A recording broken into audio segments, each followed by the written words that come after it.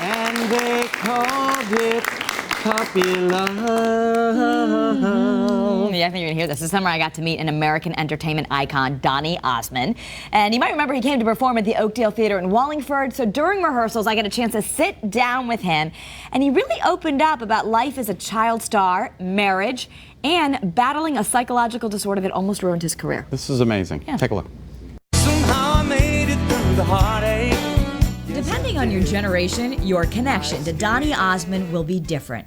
Perhaps he was your puppy love. And they called it puppy love. At 5, he set the world on fire as the little Osmond. 45 years later, today's 5-year-olds know him as Captain Shane in the Disney movie Mulan. And Dancing with the Stars fans know him as a winner. It was really tough, one of the hardest things I've ever done, but I got the trophy. I won, Marie lost. Tell our viewers what you said, that I remind you of your partner? It's so amazing. I look at you, Kara, and I see Kim Johnson, my former partner on Dancing with the Stars. What do you think would be the one lesson that you'd like to impart on your children and grandchildren as a father and grandfather? Never believe in your own hype. You know, a lot of people will give you compliments, and yeah, you have to have self-confidence in what you do. There comes a time where humility plays a big role in your life. And you have to realize where you came from, all the people that helped you to get to that point. You never want to look down at anybody. And I've learned some lessons in my life to look back and respect your past. Say, for instance, puppy love. I went through a period in my life where I just didn't want to sing puppy love anymore. I was just sick and tired of puppy love. And then I realized, one day I woke up and I realized, that's part of the fabric of my life. You know, that's who I am today. And for me to mess around with a song that may be a great memory in somebody's mind, is not the right thing to do. The picture-perfect image of Donny is not real life. I had the world by the tail when I was a little teenager. Lost everything. My career, financially, everything gone. I had to rebuild from below ground zero. You gotta believe in yourself to do stuff like that. And you can't just sit back and, like I said, wait for the phone to ring. You've gotta be proactive in life, not just in your career, and believe in yourself and keep going. You're gonna make mistakes. Failure is part of success. Donny felt like a failure when social anxiety disorder kept him from performing on stage. He wrote about it in his memoir. I remember when I wrote my book, my autobiography, I thought, do I really want to go there?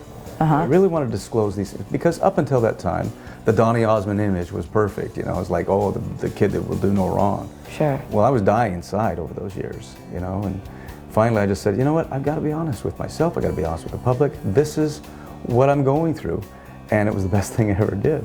And don't you think in anyone's life, at any level, when they're having that, do you feel that that's where you really got to be yourself, and that's where people respected you more? I think so, Kara. I think that people realized, you know, Donny Osmond's just like one of us. A guy who married his high school sweetheart. I married her when I was 20, she was 19. I robbed the cradle and I was still in it. But how we keep the marriage together, 33 years, and I always tell them, if we ever have an argument, she's always right. It works. The old adage of yes, dear. That's it. That's your big prolific advice. See, it works. Happy wife, happy life. It works. That's the best advice I ever heard. Every man should be listening to that. Now, he gives a lot of credit to his wife, and we love that. Though he also credits his Mormon faith and his parents for giving him a strong moral foundation, and he talks openly about being a Mormon, actually even on his website.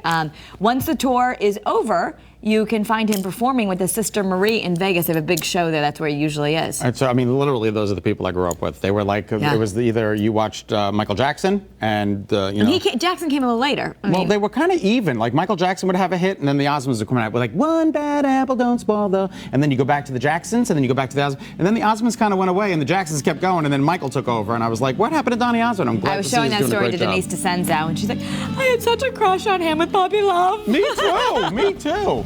And I'm glad he shared his social anxiety disorder. It does let the world know that these people are normal. Yeah. And Oprah, 126 family members showed up. She said not one complaint out of any one of the Osmonds. That was a first for her. Awesome. Great. All right, Dr. Osmond. See you next. Monday.